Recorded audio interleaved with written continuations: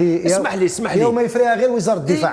انا اعيد واكرر، لو كان لي راني معاك، انا كنت تولي هكذا وزاره الدفاع كاريمون ندير وزاره الدفاع والرياضه. انا مع انه الكره الجزائريه تلحق بوزاره الدفاع الوطني. كيف؟ كما كنا في واحد الوقت يكون واحد الان حاليا اللي حاكم الرياضه العسكريه، هذا السيد جابو، كاين واحد كولونيل جابو ممكن هو يحكم كره القدم.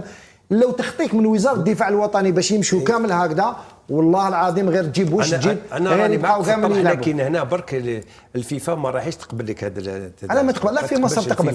على في مصر تلقى المشير وواحد من ماشي على راس هرم الكره المصريه. يقدر يكون رئيس الاتحاد، يكون لانه الرياضه العسكريه بامكانه انه ينتخب عليه. انا نشوف جنرال رجب تاع تونس هو اللي كان تاع فلسطين، هو اللي كان رئيس فيدراليه تاع فلسطين. رجوب على احنا ما كاش كولونيل بقى في وقت السبعينات عليه.